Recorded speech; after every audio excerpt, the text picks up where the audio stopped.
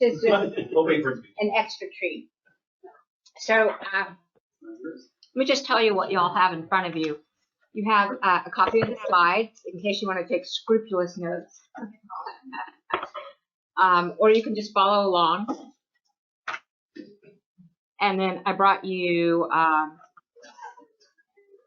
I have extra of these if you want to take one for a friend or a client. This is our 1031 exchange booklet. And I also have this in PDF format. So you can email me and I'll email you back. It's awesome. Let me tell you, this is written by one of our tax attorneys. It's everything you wanted to know about. Bring it on up. Just so I can call on people and make an example. And for sure, make an example. What's your wife's name? Lizette, and I text her, she says I'm almost there. Almost there. And what's your name? Her name? Your name? Darren. Darren. She's Lizette. Yeah. Well, I'll just pick on you until she gets there. Okay, so what I was going to say about this, everything you wanted to know about exchanging from A to Z. This is the client that you have those clients that they just want to know every single detail. This is perfect for them. And I sleep with one of these next to my bed for when you get those calls and someone wants to grill you. This is that. So I have extra if you want. Now we have a brochure also. Yeah, go ahead and shut it. I don't want to talk loud and I don't want to bother anyone. Do you want me to shut this one or is it going to, or will we suffocate? Yeah. Okay, so this brochure is for the client that just kind of wants to do a flyover with the 1031. So looking down from 30,000 feet, you can get a nice overview with this brochure. And it gives you everything you want to know in about a 5-minute read. The nice thing about this brochure is we have it written in about 10 different languages. Chinese, Japanese, Spanish, Hindi, Russian, Portuguese. I'm missing probably 3 or 4 different languages. But if there's a language that you email me and I don't have it, we'll get it translated for you. So bringing up that subject of different languages, you can be a foreigner and do exchanges in the United States. So you do not have to be a U.S. citizen to do a 1031 exchange, but the property does have to be in the United States. Okay? So you should have these 3 handouts, including my business card, which I just say put me on speed dial. If you don't want to do all this reading, you can just call me up and ask the questions. So a little bit about me. My name is Whitney Brennan, and I'm a qualified intermediary. And if you're not quite sure what that is, I'm the middleman that sets up the 1031 exchange. Are you all familiar with the 1031 tax code? Okay, I like your honesty. And what's your name? Jonathan. Thank you for that. The 1031 is a U.S. tax code that allows you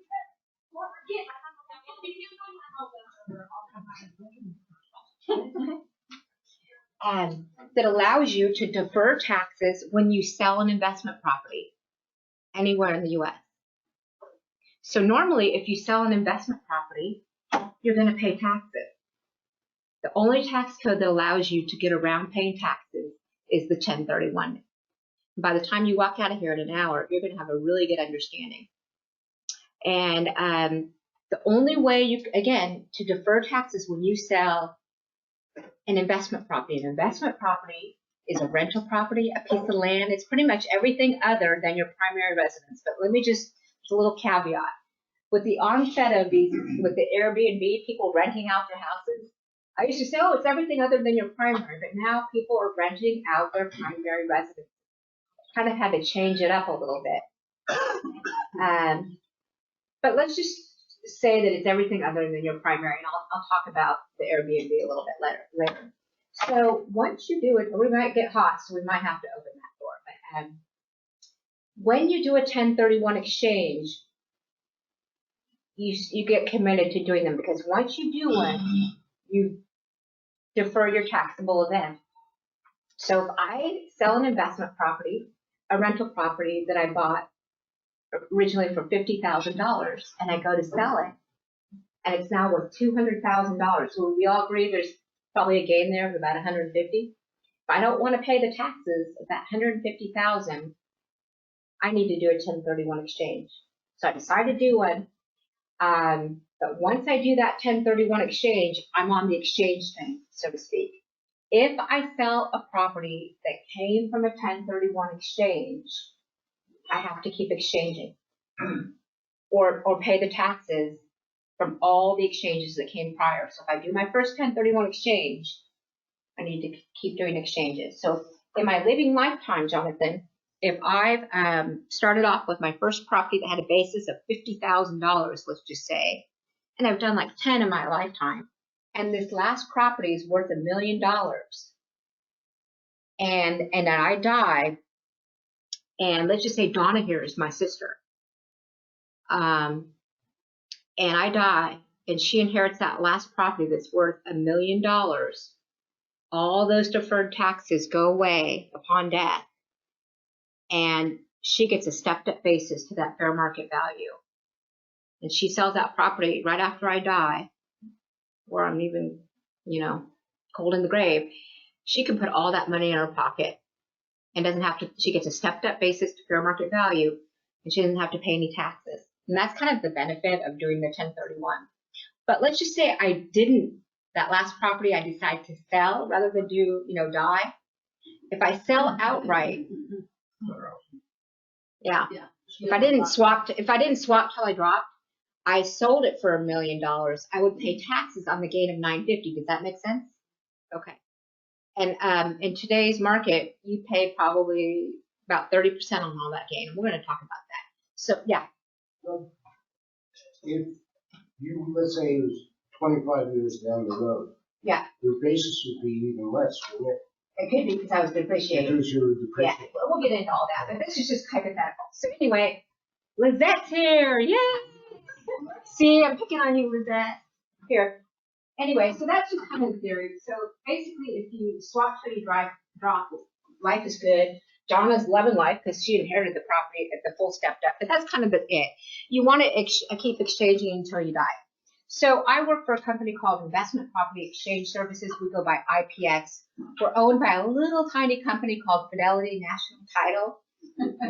It's a Fortune 300 company, and the only reason I mention that is that when you do a 1031 exchange, Donna's the taxpayer. Rather than she getting the proceeds at the closing, they come to the qualified intermediary.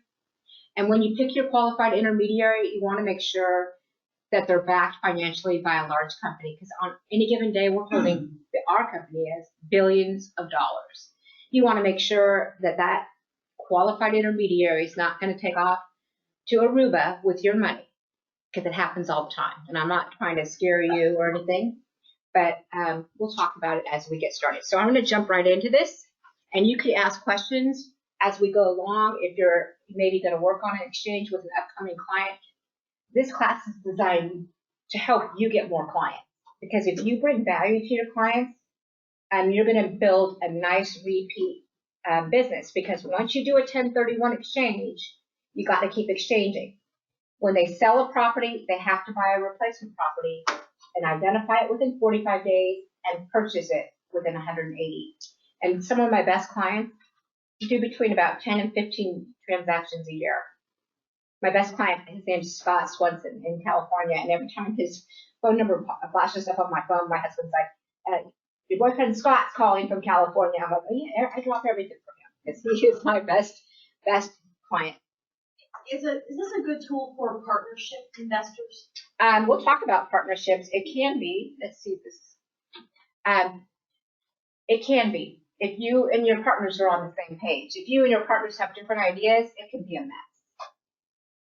We'll talk about partnerships, particularly if they want to go different directions. Now, we just said it's a tax deferral. It is not a tax-free exchange. The only tax code that's free is Section 121 when you live in your primary 2 out of 5 years. Then you can put that money right in your pocket and not have to worry about it.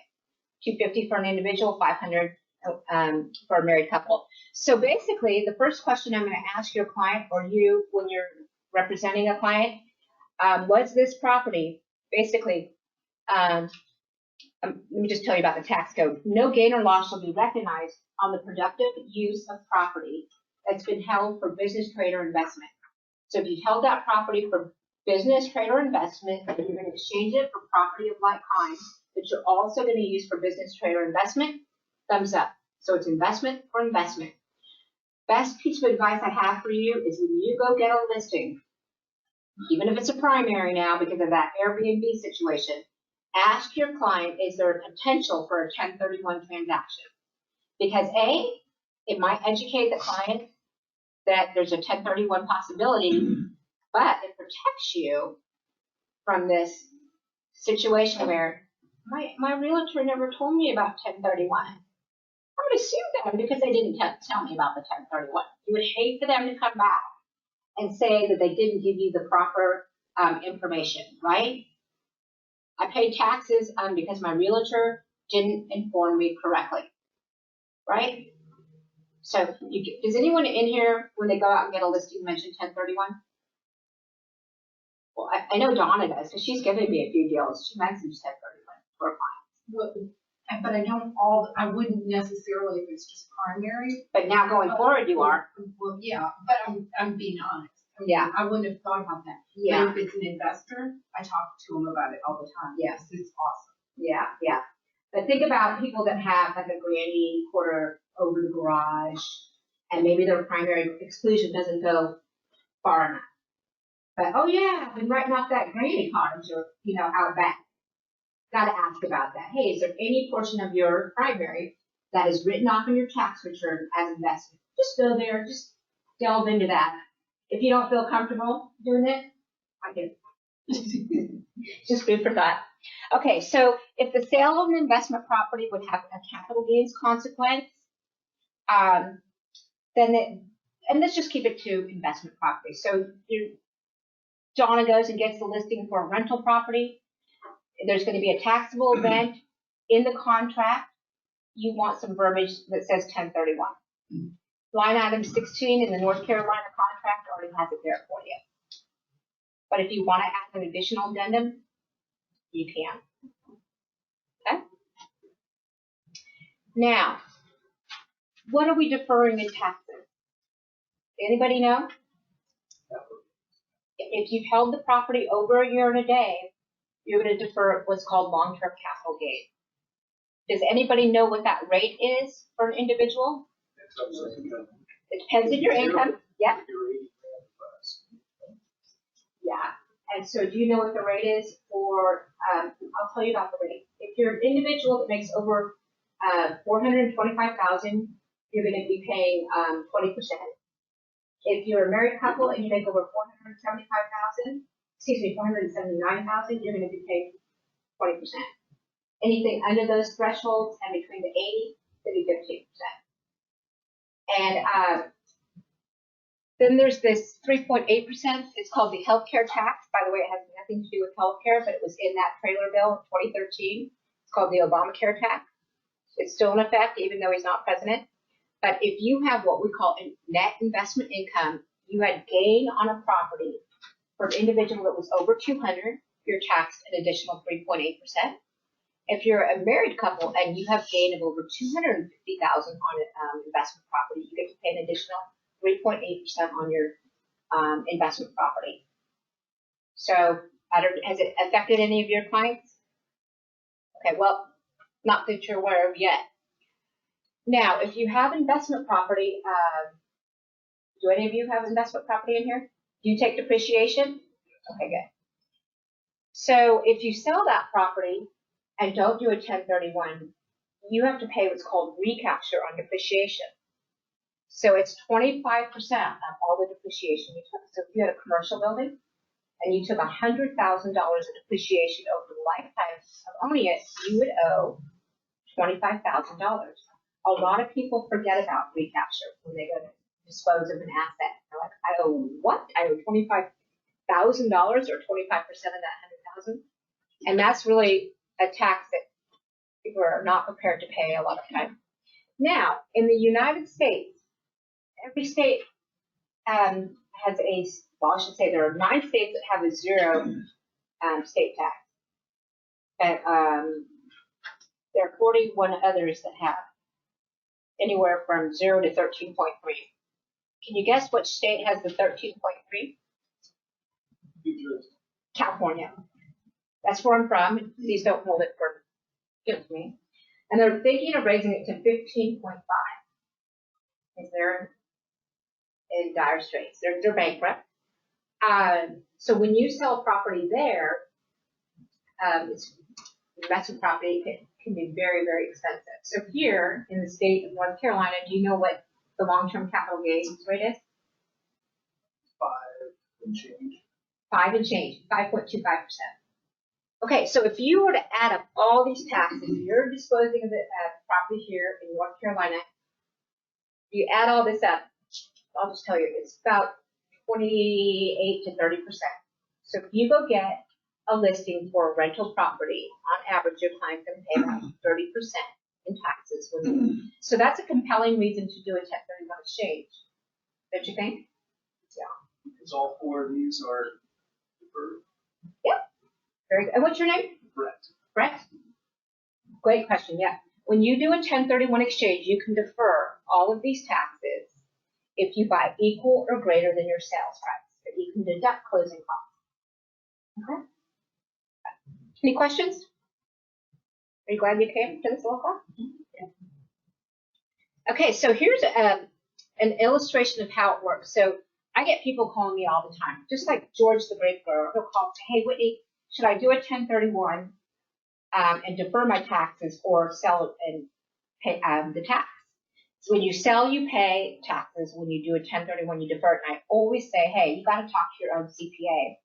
But we have a nifty calculator on our website where you can put your own numbers in. But I walk people through it, and this is kind of I say, okay, George, are you married and do you file jointly? And he says, okay, I'm married and I file jointly. I bought the property originally for $1.5 million. I go, you plug that in there, and then it's going to ask you, what did you originally pay for the property? Did you have any improvements, capital improvements that you can add in? And then did you take depreciation? $600,000. And then George owes $2 million. By the way, your loan has nothing to do with your gain. Okay, so right now we're going to figure out the following. His adjusted basis, and we're going to figure out the gain due, and then the taxes, and then you guys can decide. And this is everybody should do this exercise to figure out if you want to do it 1031. And if the taxes are big enough and you have no losses to offset your taxes, you might want to do a 1031. Okay, so George, remember, he bought the property for $1.5 million. You add in your improvements and you subtract out your depreciation. That was $600,000, and that's his adjusted basis. Everybody follow that? This is the exercise everybody has to go through. So then you take the $3 million, the fair market value, minus your closing costs. Those are commissions to the realtor. Maybe you chatted with his CPA or his attorney. You can deduct that R fee, and that's his net adjusted basis. Okay, so you subtract that from the sales price, and you get your gain. So sales price minus closing costs is your net sales price minus the adjusted basis is your gain. So 1.7 million, he doesn't have any taxes losses. That is the gain. Okay, so your gain minus depreciation times 25%. Everybody in the U.S. pays recapture at 25%, regardless of your adjusted gross income. Okay, unless Congress changes that amount. So 150,000 is going to the Feds.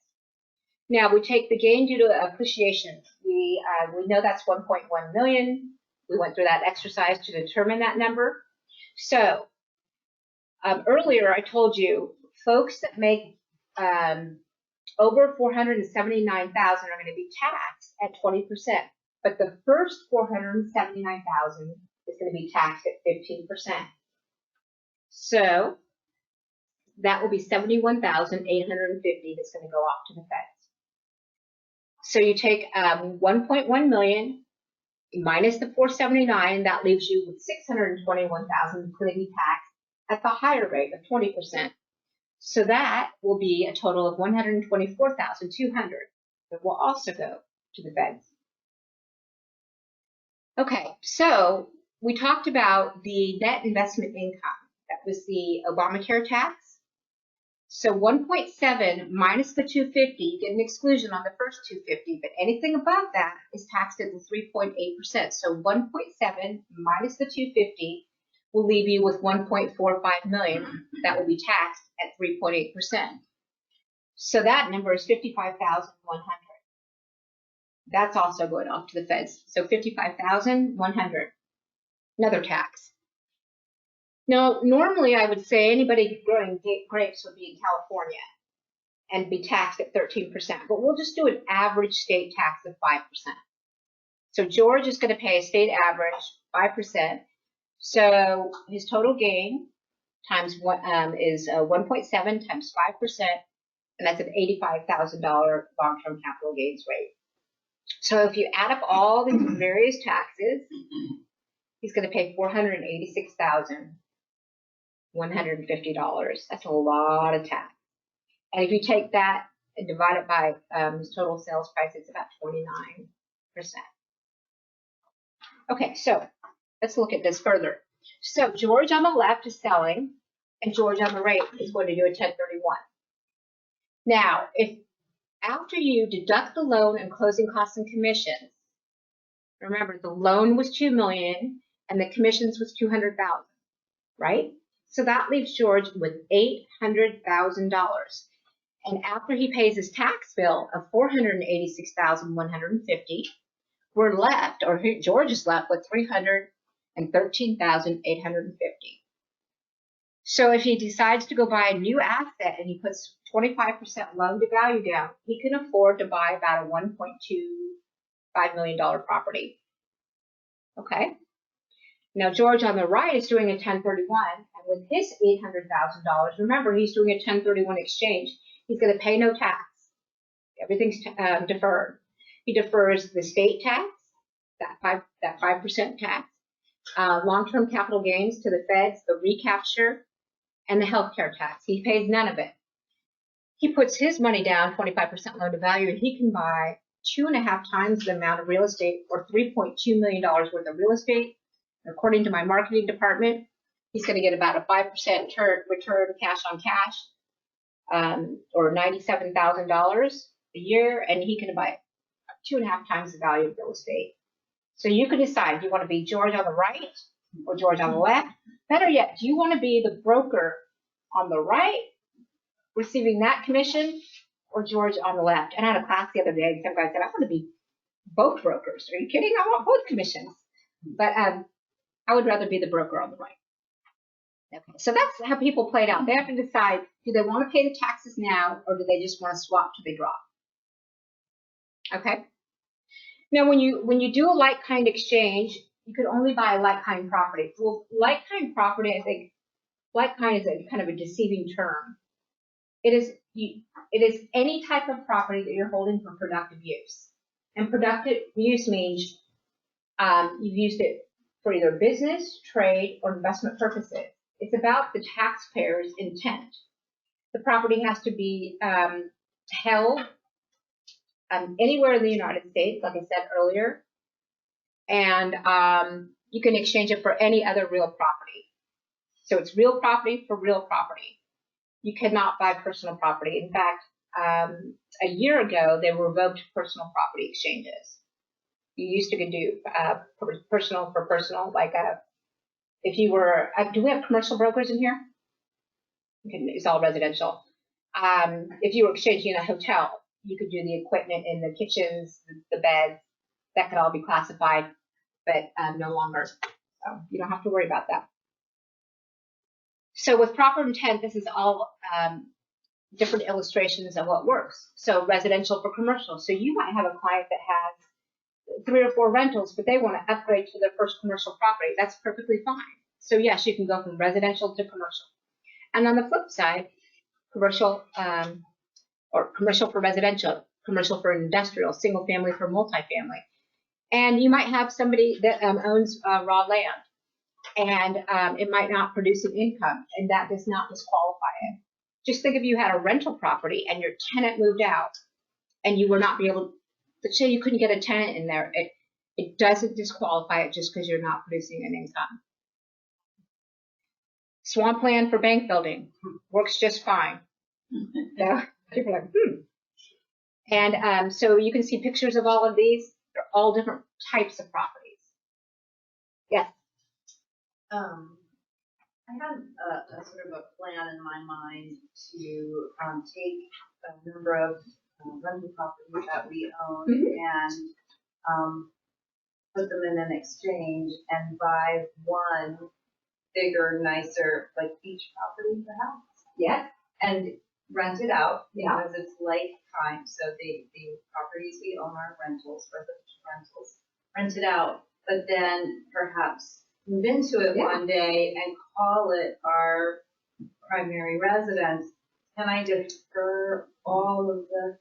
There is a plan, and we're going to talk about it. There's a revenue procedure that will keep you in what we call the safe harbor.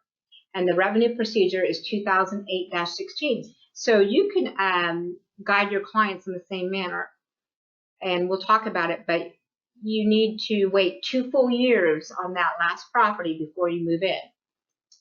And yes, you can do that. So we will talk about that. It's coming up in a few slides. But anyway, like kind refers to the nature or character, not the grade or quality. So it's how you use that property. So generally, all real property is like kind to another. So real property could be, as we mentioned, could be unimproved or improved. And it's really about the exchanger's intent. So yes, sir.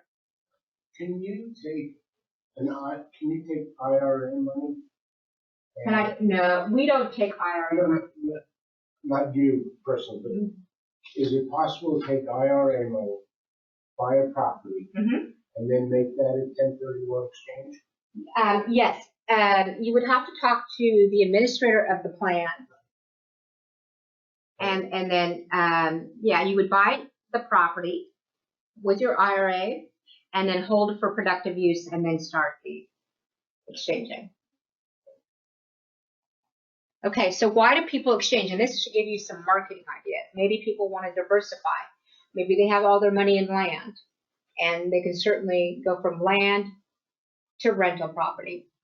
They want to consolidate. So maybe you know people that own a lot of property because they can't manage as effectively anymore. There are certain products and the Delaware Statutory Trust, the DSTs, where they're buying into a disregarded trust. It could be the trust owns, it could be shopping centers or university housing or hospitals, and they receive a distribution every month. So that's considered like-kind property. So maybe you know clients that just can't do it anymore, but they want a passive form of income, and they just want to sit back and get mailbox money. These are different from REITs because REITs don't qualify, and they're different from what the TICs were, the formal TICs. So if you want more information on that after the class, I'm happy to talk to you about it.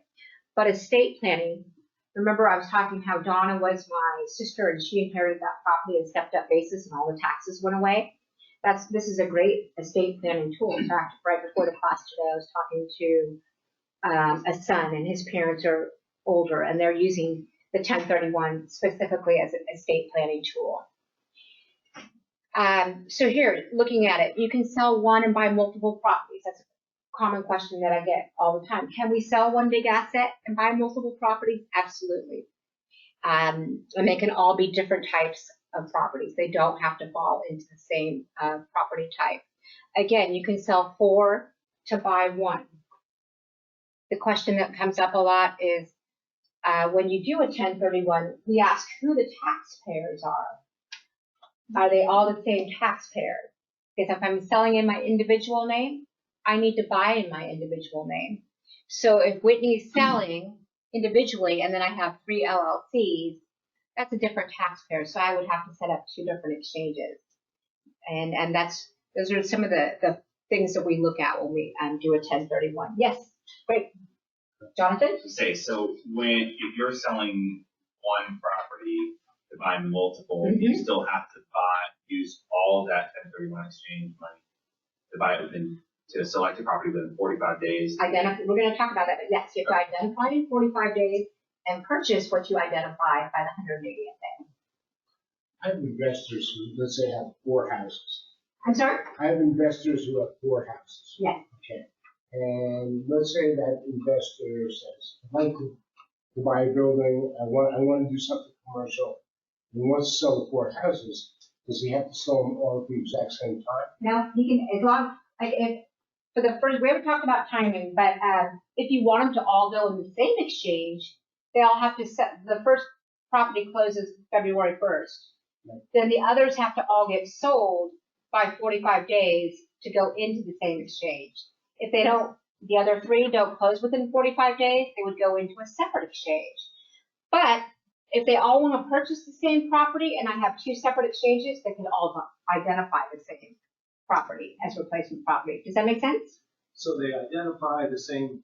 Same four replacement houses property. You're selling by one, they can all identify, but they don't have to sell for 180 days Correct. from what start. The close of the first property. Closing. So let's just say 2 sell within, the first one sells February 1st. The second one closes February 15th. The other 2 don't close within 45 days. They close April 1st. So they're in their separate exchange, but they all ID the same replacement property. Make sense? Let me tell you, we guide you through the process. It's not like it's a guessing game as to how to structure. But what happens in this situation if 3 out of the 4 sell and one of them just will not sell? Right. For whatever reason, it does not sell. Does not sell. The whole thing. No. So nothing is, let me tell you, nothing is impossible. So you have the proceeds from the first one, and then you might have to come in with a loan or something to make up the difference to buy the replacement property. So once the 180 days transpires, there is no way to get back into that same 1031? No. It's That's closed. done. It's It's over. closed. It's done. That property that you bought with the 3 houses Yep. and not the 4 of it. So you just have 3. Yeah. And you still don't. Yeah. It's done. Yeah. Once you get into an exchange and do it once, you go, the light bulb goes You off. are under the gun. It's That's sold 6 in months 180 can be a days. killer. Yeah, the 6 months, let me tell you what's You're gonna killer. take it off. You can be really spicy. So here, That's what I was trying to figure out. so let me tell you, don't let distance be a hurdle or an obstacle.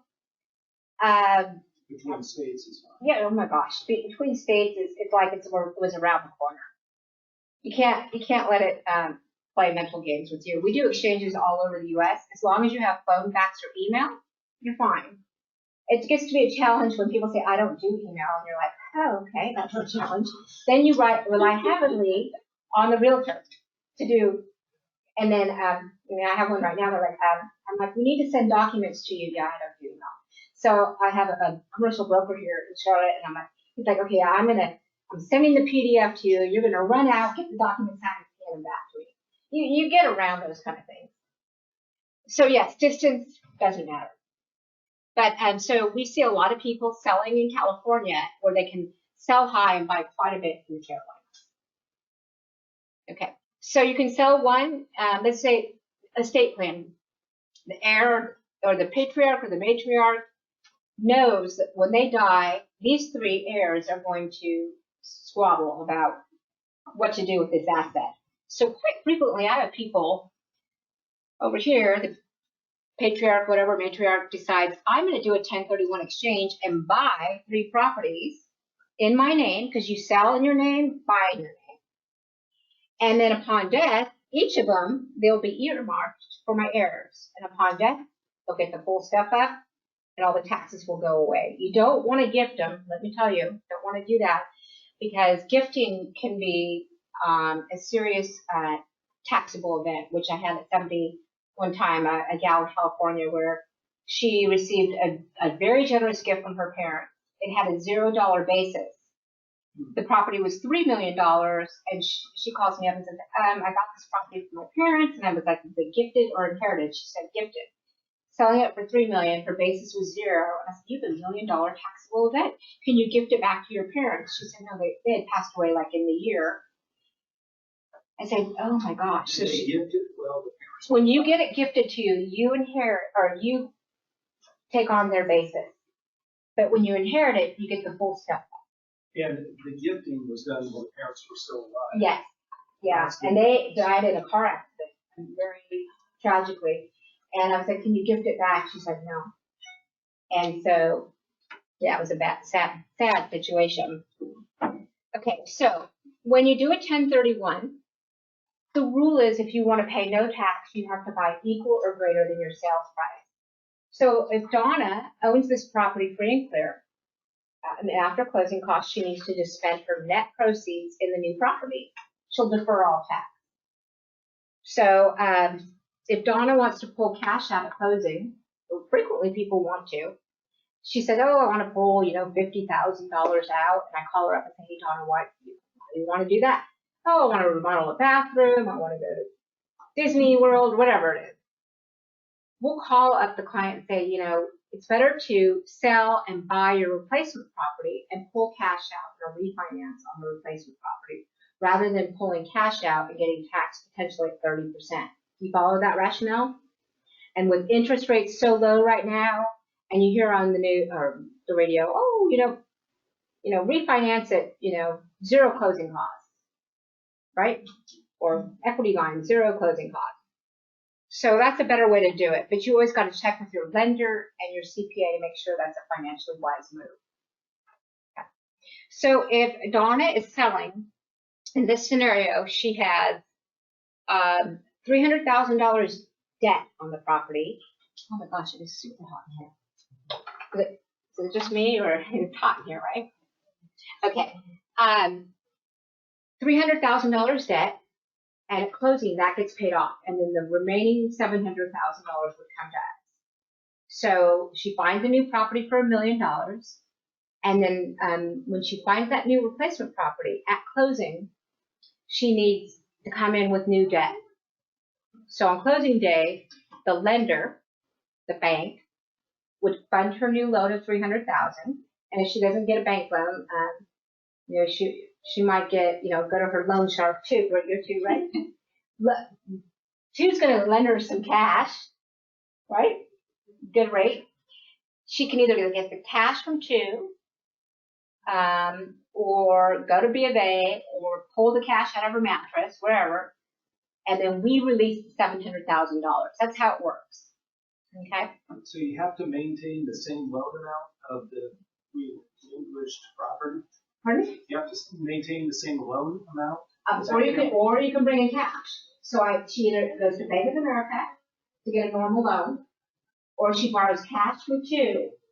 We don't care where she gets the money to get to $1 million. Follow? So she's not required to. She's not required to get a loan. Actually, but isn't she really only required to do the 700,000? Like, she wouldn't have to buy something for $1 million. Nope. Let's just say Donna only gets a $700,000 property. And then you pay that. And then she buys she does a partial exchange. Then she's taxed on $300,000. Does that make sense, everybody? It's called a partial exchange. So if you sold for $1 million, Donna, and only bought a $700,000 property, it's called a partial exchange. And I would call her up and say, hey, Donna, you only bought a $700,000 property. Did you know you could buy another property? Did you? No. Yeah, she does know. But the point is, if you don't spend $1 million, you're going to be taxed on the difference. Okay? You really netted 700,000. Right. Why? That rule is you need to buy equal or greater than your value, your sales price. Yeah, the value. She sold it for $1 million. Her loan was $300,000. Yes, she netted only $1 million. Yeah, but think about it. If you only had to reinvest your equity, some people, oh man, I would cash out. I would take all the cash out of the property, but that's not how it works. Equal or better than your sales price. Everybody follow that? Okay.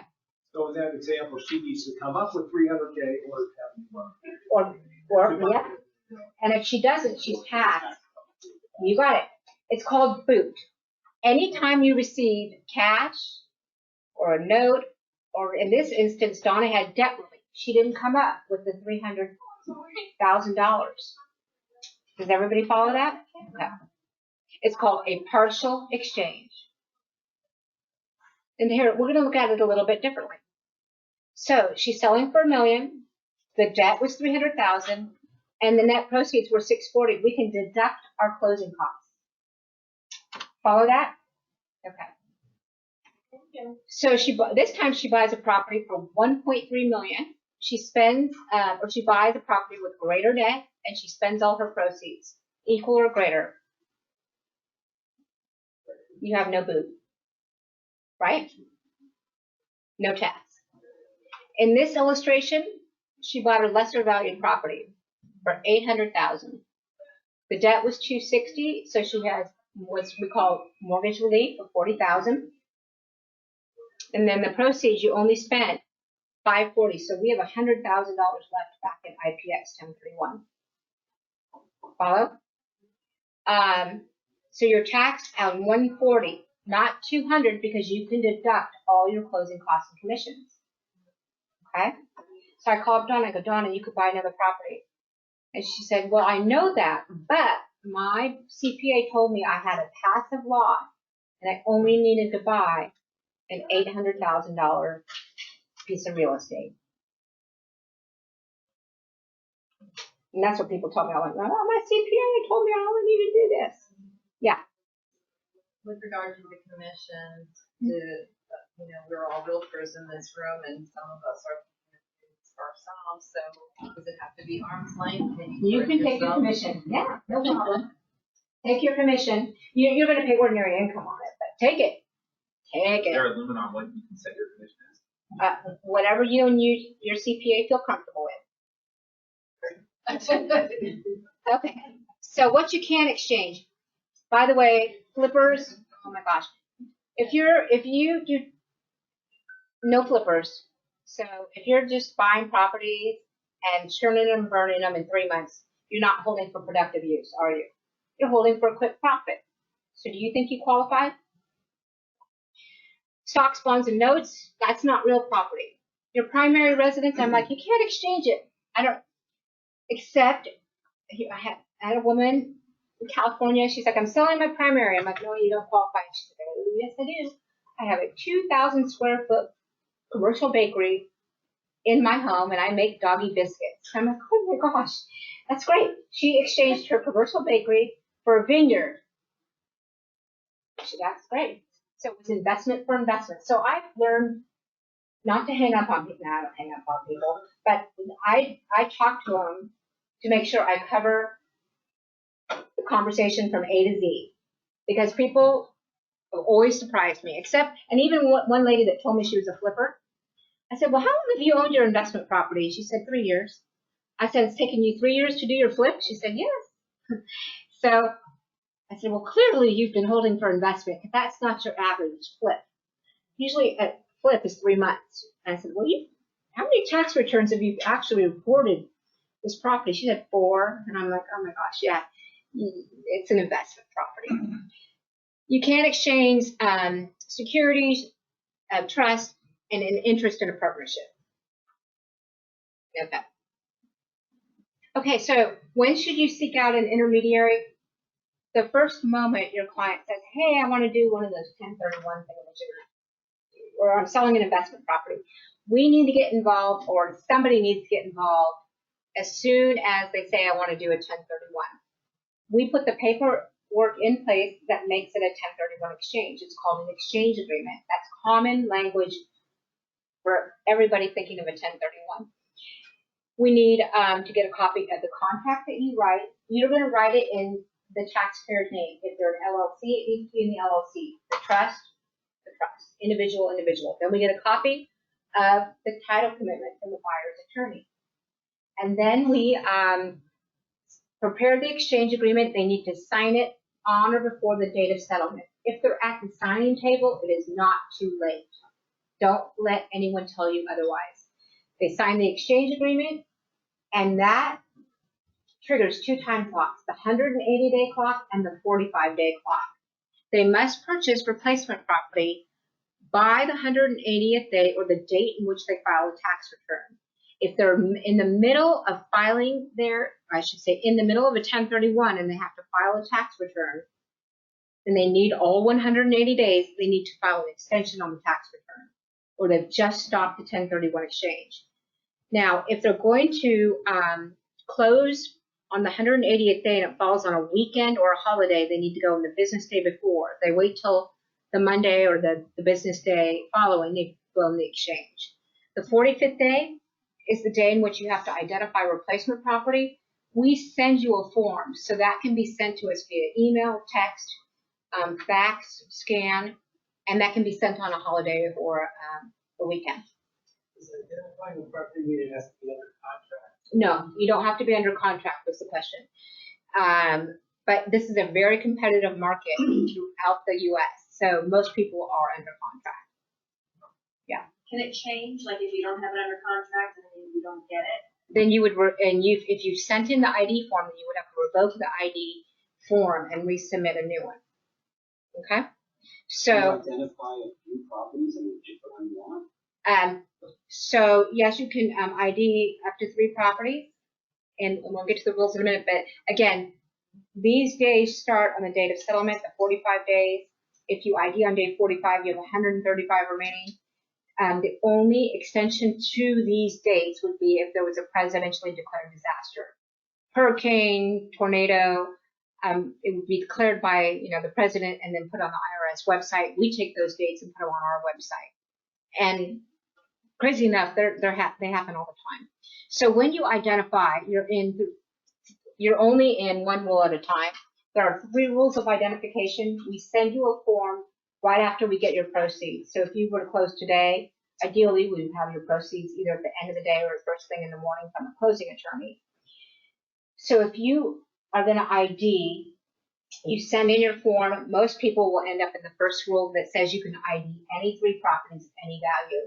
The second rule says you can ID as many as you want, but the sum of those properties, 4, 5, 6 properties, cannot exceed 200% of your sales price. So if you sold for $200,000, you could ID up to $400,000 in aggregate.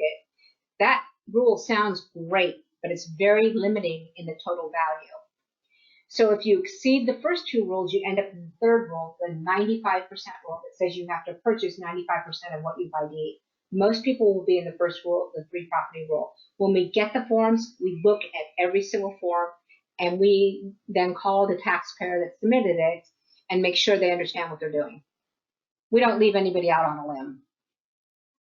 And so there you go. How you actually identify it is you have to send it to the qualified intermediary. It has to be in writing and signed and dated by the exchanger. It has to be site specific, like with an actual address. And then you have to get it to us by the 45th day. And then you even can revoke it by the 45th day, because if you have nothing on your ID sheet at all, you can get your proceeds back on day 46. But if you have things on your ID sheet, like 1 property, then we were required by the IRS to hold your money for 181 days. Okay, so here's what we were going to talk about, was that converting your investment property to a primary. And this is the safe harbor. And if you want this procedure, I can email it to you if you email me. Okay, so the taxpayer has to own the relinquished property for 24 months, which is 2 years. In each of those 2 year, or each of those year periods, you personally, let's just say the property's at the beach, you have to rent it out for a minimum of 2 weeks, each of those 24-month periods. Personally, you can only use it for 2 weeks out of each of those years, or 10% of the total time you rent it. So if you rented it for 300 days, you get 30 personal days. Okay? So you exchange it, and then you upgrade it to another one after 2 years. A little bit better.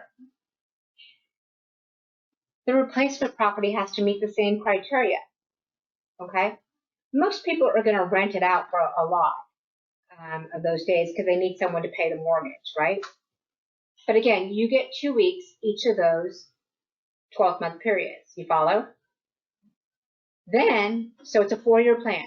You own the relinquished for 2 years and the replacement for 2 years. Then you could either move in, or some people just want to make it their second home, like a place that they can enjoy anytime they want. So if you want to move in, you can. So you're going to sell your rental property to buy your dream home, and that's what you want to do. It's a 4-year plan. You move in, but let's just say down the road you wanted to sell it. So you moved in, you made it your home, no sale had occurred, so there was no taxable event. You're living the dream, right? But after a while, you decide to sell it as your primary. If it came from a 1031 exchange, you have to be on title for 5 before you can sell it. For 5 years? Yep. If it came from a 1031. So let's just say that occurred, after you were on title for exactly 5 years. The first 2 years,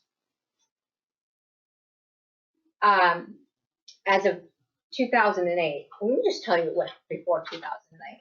Before 2008, this was kind of sweet. This was the way to get out from underneath exchanging. Up until 2008, so all the way through 2007, if you were on title for 5 and lived there just to wipe away all your tax obligations from exchanging. But none of you got to benefit from that, sorry. We had a lot of clients that did. But don't get excited that this went away because the IRS said we were giving away the candy store.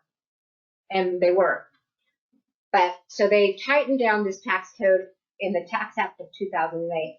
They said the first 2 years, that final property was investment. So you don't get your primary residence exclusion, which makes sense. So if you were on title for 5, lived there for 3 years, the first 2, you're not going to get your primary residence exclusion.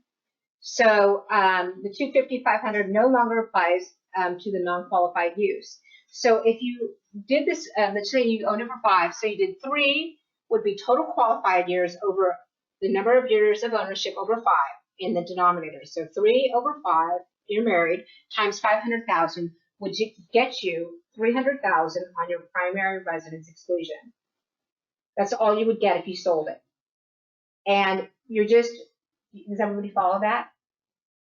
So it doesn't wipe away all your tax obligations, which is kind of a bummer. And it has nothing, and it does nothing for your recapture. So the thing is, you should live there and die there. That's my solution on that. Or you do this. And actually, I have a woman. If I didn't mention, I live in Atlanta. I used to live here in Charlotte, but now we're in Atlanta. I have a woman that bought in this very nice development, originally for $250,000, and now she's selling the property for $2 million. And I should change these slides to reflect her situation. She has a contract on her house for $2 million. She is in the 2nd year of renting it out. If you have such a big gain and you're going to, her primary residence exclusion is only going to go so far, right? So the last use has to be investment to qualify for 1031. But she's going to sell it and double dip into 2 tax codes by doing this. She bought the residence, well, way back before 2000. It was like in, I want to say, early 80s. But this couple similarly bought the house for $200,000 in the year 2000. They converted it to an investment in 2015, and they're selling it in 2018 for $860. If they only take their primary residence exclusion, they're going to be taxed on $100,000, which they don't want to pay any taxes. But I'll show you the illustration. So the sales price is $860. The closing costs are $60, which they can deduct. And under Section 121, their primary residence exclusion, they can put that in their pocket. They can deduct their basis, but they still have a taxable gain on $100,000.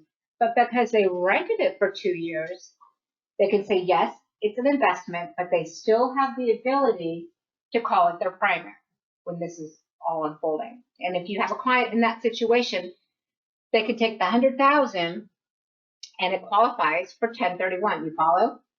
Okay. So this is what it looks like now. The sales price is $860. They can deduct their closing costs. They put the $500 in their pocket, and they're going to put the $300,000 in maybe like a DST. You follow? Or some investment.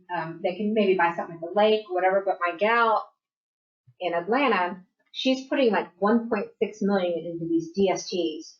Or DSTs. Like I mentioned, Delaware Statutory Trust. she's putting it into like university housing, into hospitals, and sponsors, like they professionally manage commercial properties.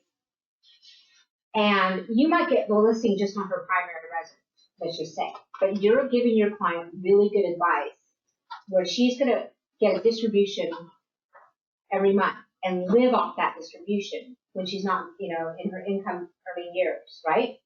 And then these properties every 7 years sell, and then she's in a 1031 position again where she reinvests it into another DST. You follow? Make sense? If this is over your head or you kind of just get a part of what I'm saying, you're just giving your clients good advice.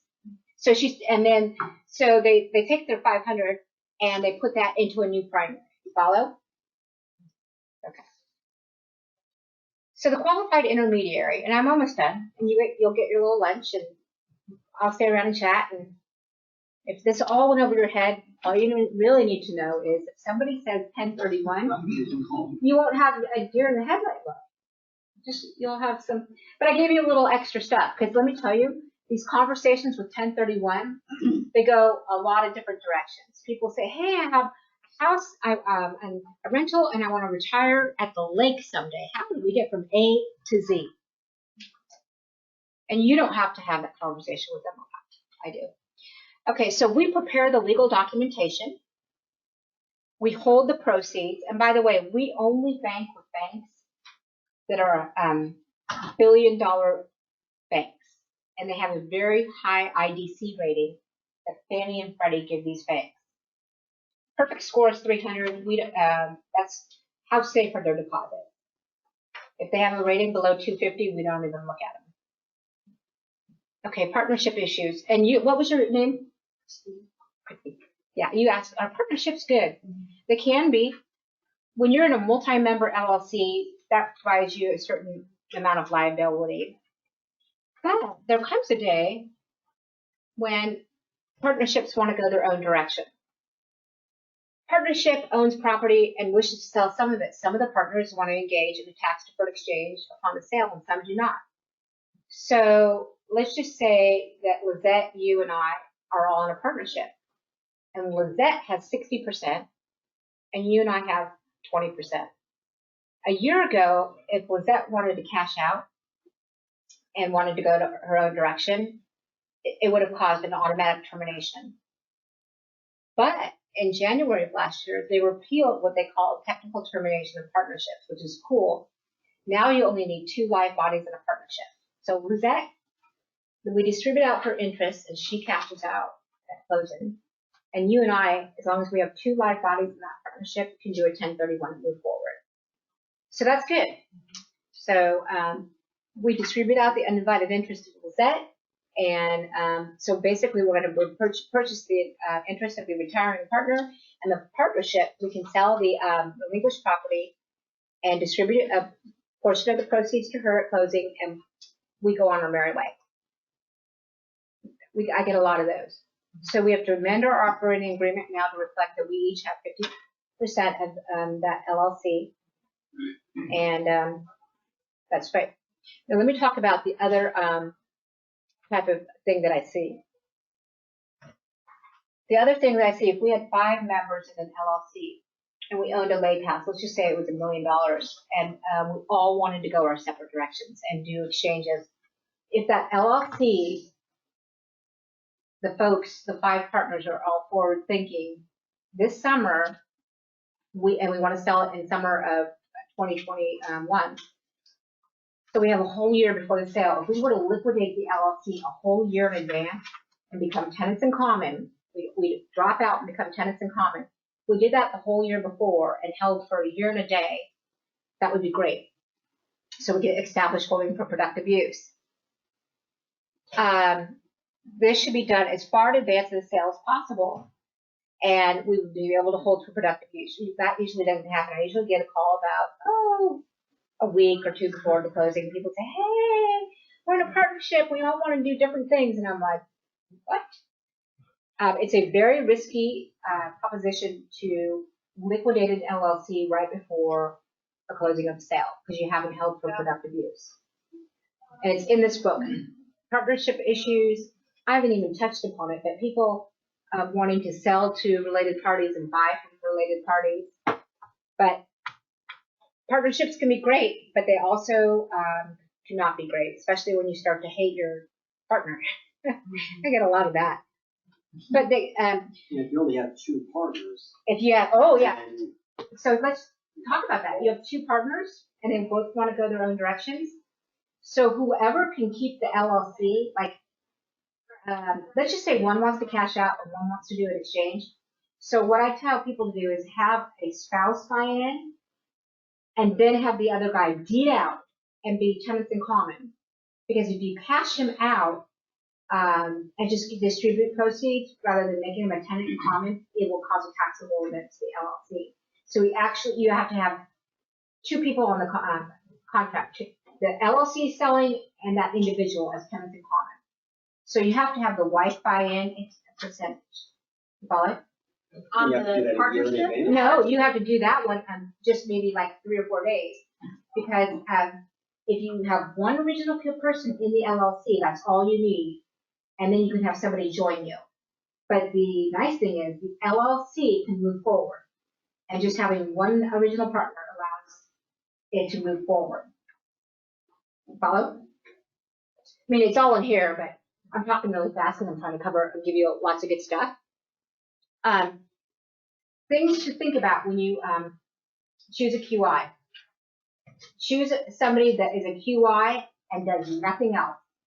If you choose your QI with the banker, they're more interested in having your money and not being a QI. A QI that's just as an attorney, same thing. They're an attorney, the closing attorney, and not really a QI. This is all we do. That's our full focus. Also, find out where your funds are going. If it's going into one trust account, stay away from that because you could have a bunch of other people doing exchanges in that trust account. If they get sued, it brings everybody down. We put everybody into segregated accounts with your own account at the bank. So if somebody gets sued, it has nothing to do with you, right? And you then, on any given day, you know exactly what your proceeds are. We give you the accrued interest. What else do we do? Oh, when your money comes in and you need proceeds for your replacement property, we can, or I should say earnest money, we can wire out funds as long as we have a ratified contract and we know who the closing attorney is. We also, anytime we move money on your behalf, you have to sign an authorization to disperse. So it's like Fort Knox getting money out. We are very concerned about safety of funds with all the wire fraud that goes on. So it's a tight ship. And that's pretty much it. And I know I talked fast, but I wanted you to get a lot of information. What is your fee to be a QI? Yeah. What do you think we should charge? I'm just curious. I don't know. I don't even know what the fee is. Okay, well, a forward exchange where you sell first and buy second, you charge $800 when you sell and $200 for the replacement property. 99% of you, when you do an exchange, that's what you will encounter: sell first, buy second.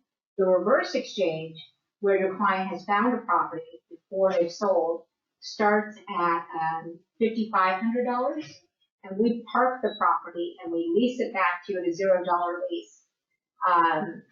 And then the LLC cost is about $300 in North Carolina. We also do improvement exchanges, and those are expensive. And you sell and you buy land, and we park the land, and you identify the improvements in the first 45 days, and you have to get it built in 180 days. It's up to you on that.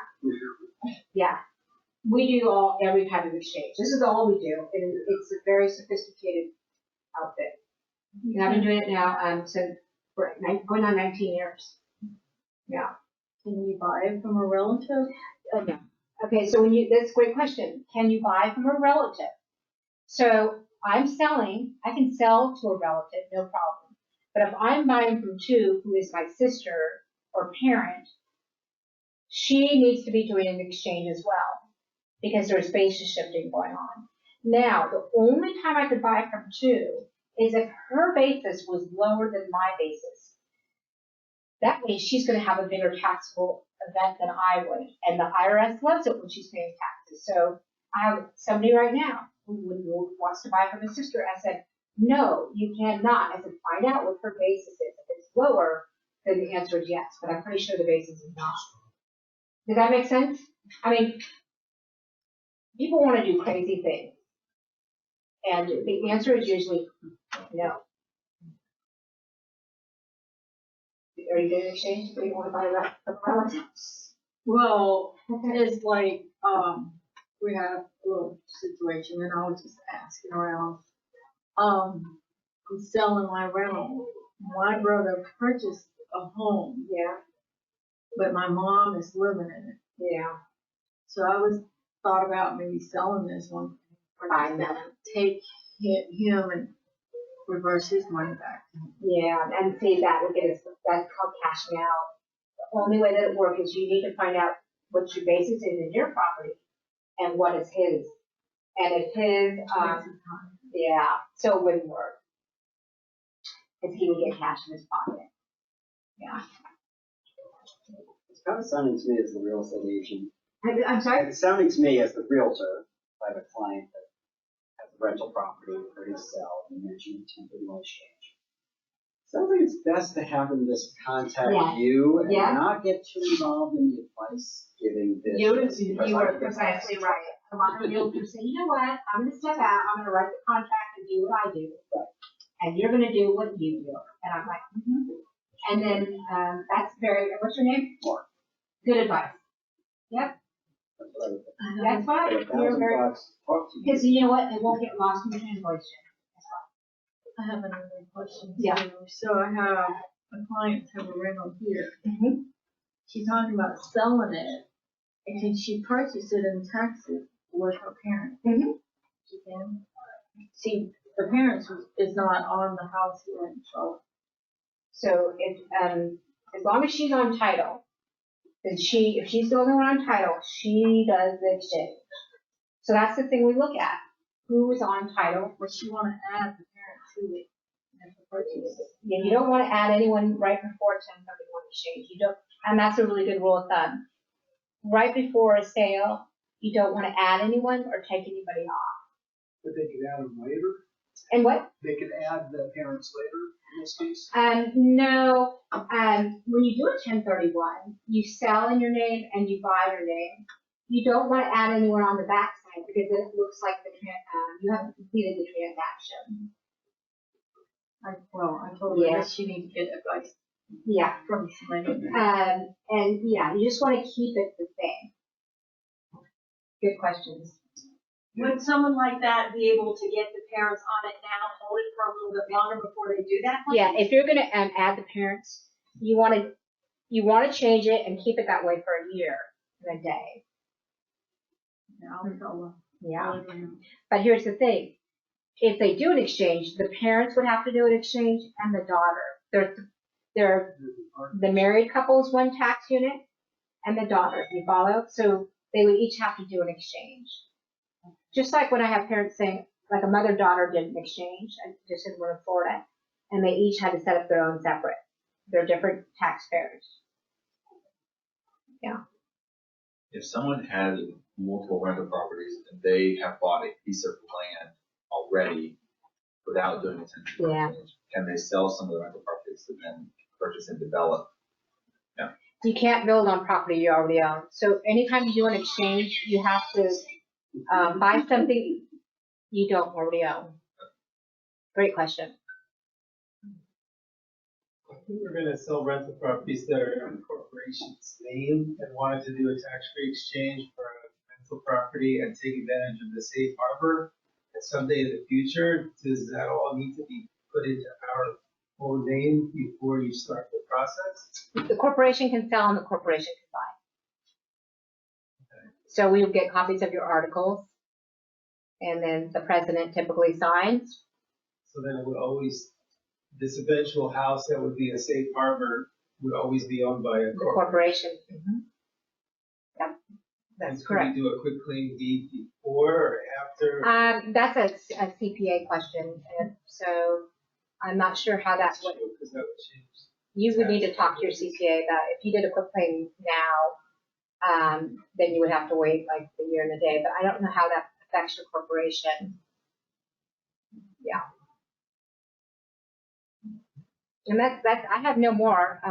Got a screening question. Oh, yes. Is that, they asked you to reconfirm the best way to write a contract when you're going to use a QI for a 1031 on a property as buyer or seller. Are there any addendums? Yeah, in the North Carolina contract, it's already there, line item 16. But we have the verbiage already in an addendum, which I'm happy to send to you.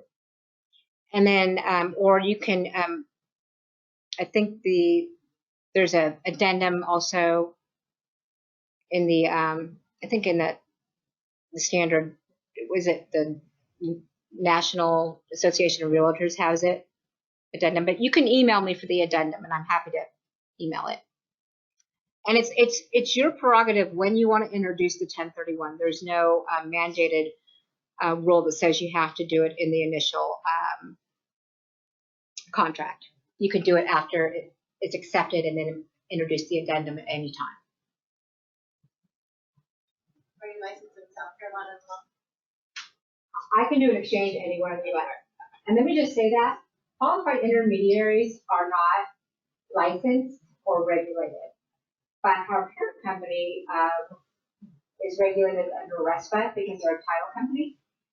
And as such, we operate very closely under their guidelines, and we get audited every 2 years by KPMG. So our company, because it's a Fortune 300 company, is scrutinized. So that brings up when you do your due diligence on qualified intermediaries to do your homework. You may have heard of that show American Greed. Mr. O'Coon was a qualified intermediary, and he took off with about $800 million of taxpayer money, and he's now sitting in jail. But just be careful when you choose. And our financials are on our website, and so are our bonds. And I always send out our bonding to the client, so that and we're insured by Lloyd's and Lennon. You should always be able to get those things without hesitation. So thank you for your time. Thank you. Yeah. Thank you.